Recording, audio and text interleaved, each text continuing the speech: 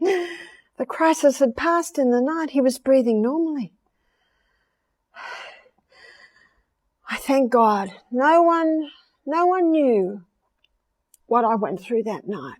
Only God. God only knows. And every mother knows the things that she goes through, fighting for the life of her child. But I believe that in the very surrender of the life of my child to God, I was admitting that I could not save the life of my child. Only God could. I believe that God was saying to me, thank you. Let me have him. Let me take him. Let me heal him. I learned a lot that night. No one knew what I went through that night. I didn't tell anyone. I didn't tell my partner. He was not a Christian. He wouldn't understand.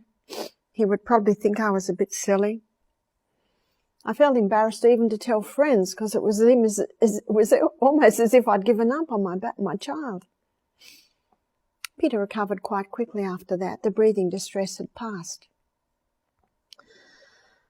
I decided to go with God's natural methods of healing.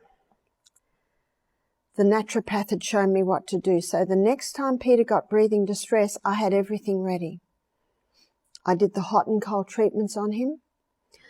I had him sitting on my lap because by now he's a little toddler. He's walking around.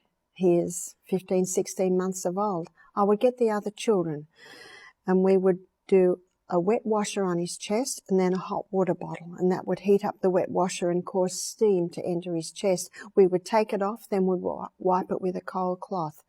So I had one child with the books there. We would read him lots of stories and we would do that for 15 minutes. Whenever he had a cold, I would stop giving him any solid food. I would certainly breastfeed him, only watermelon.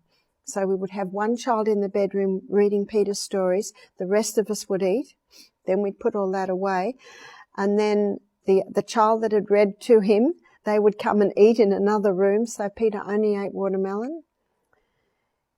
I gave him slippery elm with a little licorice in it. Licorice is an expectorant, so it can loosen things off of the chest. We did the hot and colds to ease the breathing. The naturopath said I should also give an enema. So we also had a way to give him an enema.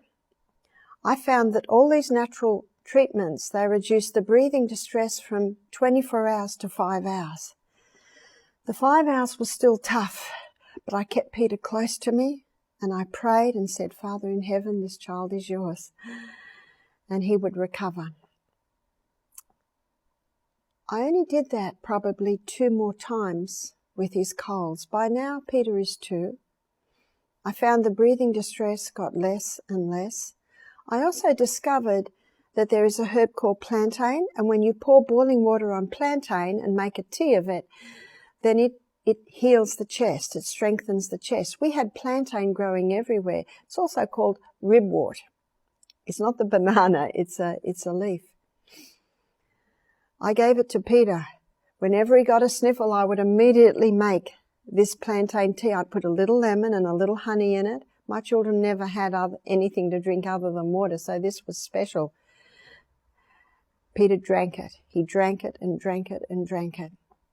At the age of 2.5, I gave birth to my 6th child. Just before I went into labour, Peter got a cold. Do you know, God says, I have not given you the spirit of fear, but of power, of love, and of a sound mind. I did not allow my mind to go to fear. In John chapter 14, down in verse 27, God says, Peace I leave with you, my peace I give unto you, not as the world giveth, giveth I unto you. Let not your heart be troubled, neither let it be dismayed. I clung unto those promises, believing that Peter would not have breathing distress when I had this newborn baby.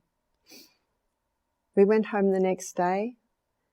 Peter's cold never developed into breathing distress. Peter never got asthma again. Peter has never had asthma past the age of probably 2 and a bit.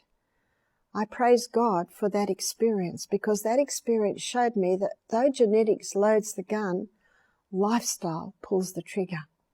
It also showed me how the herbs strengthen the body. I believe that those herbs strengthened the lungs. Peter never got asthma again, and yet Peter was born with severe physiological asthma.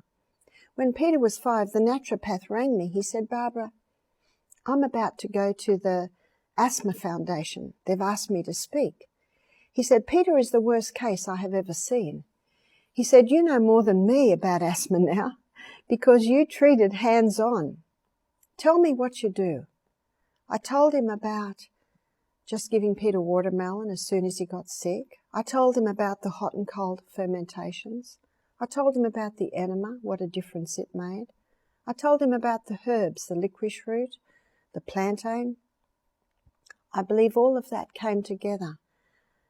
We also totally eliminated dairy, because I'm well aware of the link between dairy products and asthma.